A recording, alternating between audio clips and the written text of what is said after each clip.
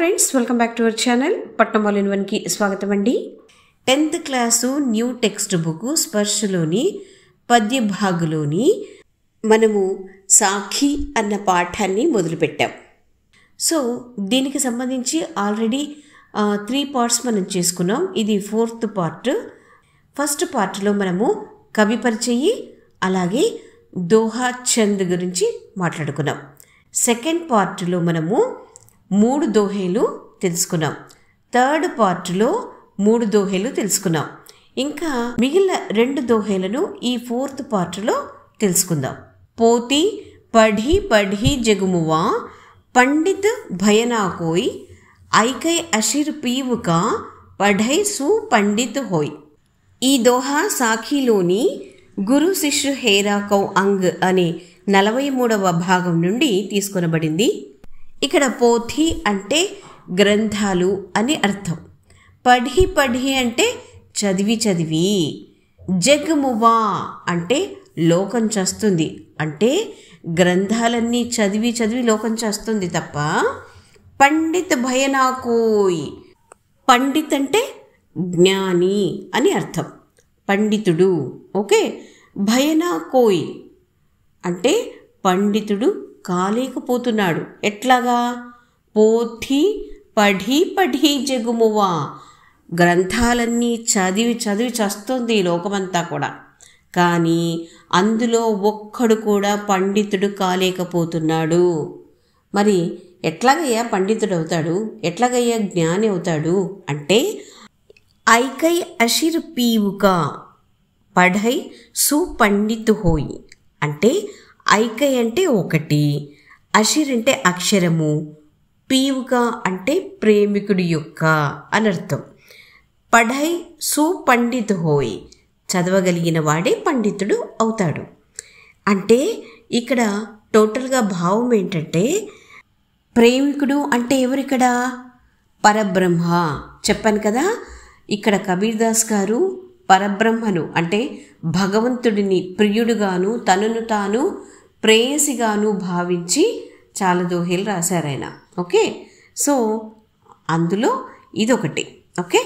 So పీవుక అంటే ప్రేమికుడి యొక్క అంటే పరబ్రహ్మ యొక్క పదములోని ఒక అక్షరాన్నైనా చదవగలిగిన వాడే అసలైనటువంటి నిజమైనటువంటి పండితుడు, నిజమైనటువంటి జ్ఞాని అవుతాడు అని కబీర్దాస్ గారి భావన. సో ఇక్కడ కబీర్దాస్ గారు ఏం చెప్తున్నారంటే వేల వేల గ్రంథాలు చదివినంత మాత్రాన పండితుడు కాలేడు. ఒక అక్షరాన్నైనా చదవగలిగితే అతను నిజమైనటువంటి పండితుడు అవుతాడు. అంటే పరబ్రహ్మను కొంతైనా తెలుసుకోగలిగితే అతను నిజమైనటువంటి జ్ఞాని అవుతాడు అని కబీర్దాస్ గారి భావన. ఈ దోహేలో వృత్యానుప్రాసాలంకారము ఉంది. తర్వాతి దోహా చూద్దాము. హమ్ ఘర్ జాలియా ఆపునా లియా మురాడా హాథీ అబ్ ఘర్ జాలో తాస్కా జే చలై హమారే సాథీ. ఈ దోహా సాఖీలోని కథణి బినా కరణి కౌ అంగ్ అనే 19వ భాగం నుండి తీసుకొనబడింది. ఇక్కడ కబీర్దాస్ గారు ఏమంటున్నారంటే హమ్ అంటే నేను, ఘర్ అంటే ఇల్లు, జాలియా అంటే కాల్చివేయటం లేదా దహించివేయటం. ఎవరిది అంటే ఆపణ నాది, లియా అంటే తీసుకున్నా, మురాడా అంటే కాగడ, మషాల్ అని కూడా అంటాం హిందీలో. ఓకే. కాగడ అంటే ఒక పెద్ద చెక్కకి బట్టలన్నీ చుట్టేసి దానికి ఆయిల్ పోసేసి దాన్ని అంటిస్తారనమాట. పూర్వకాలంలో అవే మనకు లైట్లుగా ఉపయోగపడేవి. హాథీ అంటే చేతులు ఇక్కడ. ఓకే. సో అబ్ అంటే ఇప్పుడు, ఘర్ అంటే మళ్ళీ ఇల్లుని, జాలో అంటే అంటబెడతాను, తాసుకా అంటే వాళ్ళ యొక్క అని అర్థము, జే చలై నాతో నడిచేవాళ్ళు, హమారే సాథీ నా అనుచరులు, నా మిత్రులు అని అర్థం. ఓకే. సో ఇప్పుడు మొత్తం ఒక్కసారి భావము చెప్పుకుందాం. కబీర్దాస్ గారు ఇక్కడ ఏమంటున్నారంటే నేను నా ఇంటిని తగలబెట్టేశాను. ఓకే. ఎట్లాగా తగలబెట్టాను అంటే చేతిలో కాగడా పట్టుకొని తగలబెట్టేశా. ఇప్పుడు ఇదే కాగడాతో నేను వాళ్ళ ఇళ్లను కూడా తగలబెడతాను. ఎవరి ఇళ్లను అంటే నా వెంట నడిచేటువంటి వాళ్ళు, అంటే నా సహచరులు ఎవరైతే ఉంటారో వాళ్ళ ఇళ్లను కూడా తగలబెట్టేస్తాను అంటున్నారు. కబీర్దాస్కి ఏమైంది, ఇట్లా మాట్లాడుతున్నారు అని అనుకుంటున్నారా? లేదు నాన్న, కబీర్దాస్ గారు కరెక్ట్గానే చెప్తున్నారు. ఇందులో నిగూఢ భావము దాగి ఉంది. దాన్ని తెలుసుకునేటువంటి ప్రయత్నం చేద్దాం. ఓకేనా? ఇక్కడ ఘర్ అన్న పదం ఇచ్చారు కదా. యాక్చువల్గా ఘర్ అంటే ఇక్కడ ఇల్లు అని కాదు అర్థము, మోహమాయ అని అర్థం. మోహమాయ అంటే ఈ భౌతిక సుఖాలన్నీ కూడా మాయా, మిథ్య. సో వీటి పట్ల మోహం ఉండకూడదు, కోరిక ఉండకూడదు అని అంటున్నారు కబీర్దాసు.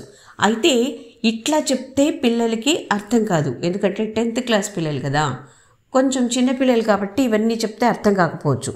సో అందుకని మనం ఇక్కడ అహంకారం అన్న పదాన్ని వేసుకుందాం. మోహమాయ బదులు అహంకారం. ఓకే. అయితే ఎక్కడైతే మనకు వెసులుబాటు ఉంటుందో ఇట్లాంటి పదాలను వేసుకోవడానికి, ఆ వెసులుబాటును మనం ఖచ్చితంగా ఉపయోగించుకోవాలి. కొన్ని చోట్ల ఇట్లా వేరే పదాలను వేసుకోవడానికి అవకాశం లేకుండా ఉంటుంది. అంటే మనము ఆయన ఎంత ఫిలాసాఫికల్గా చెప్పారో అంతే ఫిలాసాఫికల్గా మనం చెప్పాల్సి వస్తుంది కొన్ని చోట్ల. సో అట్లాంటి చోట్ల మనం తగ్గించుకుంటూ వెళ్ళలేం. అంటే వేరే పదాలు పిల్లలకి అర్థమయ్యే స్థాయిలో, వాళ్ళ స్థాయిలో వేరే పదాలను వేసుకుంటూ వెళ్ళలేం అన్ని చోట్ల. కొన్ని చోట్ల వెళ్ళగలుగుతాం. అలాంటి చోట్ల అట్లాంటి వెసులుబాటు ఏదైతే ఉంటుందో దాన్ని ఖచ్చితంగా మనం ఉపయోగించుకోవాలి. సో అప్పుడే పిల్లలకి కబీర్దాస్ ఏం చెప్తున్నారో అర్థమవుతుంది. ఓకే. సో పెద్దవాళ్లకు చెప్పేటప్పుడు మనము మోహమాయ అని చెప్తాము. చిన్నపిల్లలకి చెప్తున్నాం కాబట్టి ఇక్కడ అహంకారం అని చెప్తాం. ఓకే. సో ఇక్కడ కబీర్దాస్ గారు నేను నాలో ఉండేటువంటి మోహమాయను దహించి వేశాను, కాల్చివేశాను అంటున్నారు. అయితే ఇక్కడ మనము మోహమాయ అన్న పదం బదులుగా అహంకారం అన్న పదాన్ని ఉపయోగిస్తున్నాం కాబట్టి కబీర్దాస్ గారు తనలో ఉండేటువంటి అహంకారాన్ని కాల్చివేశారు, దహించి వేశారు, తగలబెట్టేశారు అనొచ్చు. ఎట్లాగా అంటే చేతిలో కాగడాన్ని పట్టుకొని, అది మామూలు కాగడా కాదు, జ్ఞానం అనేది కాగడాను పట్టుకొని ఆయన తనలో ఉండేటువంటి అహంకారాన్ని దహించి వేశారు, కాల్చివేశారు అని అంటున్నారు. అట్లాగే ఇదే జ్ఞానమనటి కాగడాతో ఇతరులలో ఉండేటువంటి అహంకారం అనే అజ్ఞానాన్ని కూడా దహించి వేస్తాను, కాల్చివేస్తాను అంటున్నారు. ఆ ఇతరులు ఎవరు అనంటే తనతో పాటు నడిచేవాళ్ళు, తన సహచరులు.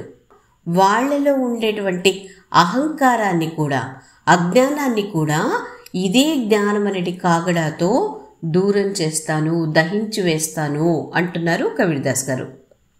మనిషి ఎప్పుడైతే జ్ఞాన మార్గంలో పయనించి జ్ఞానాన్ని పొందుతాడో అప్పుడే భగవత్ సాక్షాత్కారాన్ని పొందుతాడు, అప్పుడే భగవంతుని సాన్నిధ్యాన్ని పొందుతాడు అని కబీర్దాస్ గారు గట్టిగా నమ్ముతారు.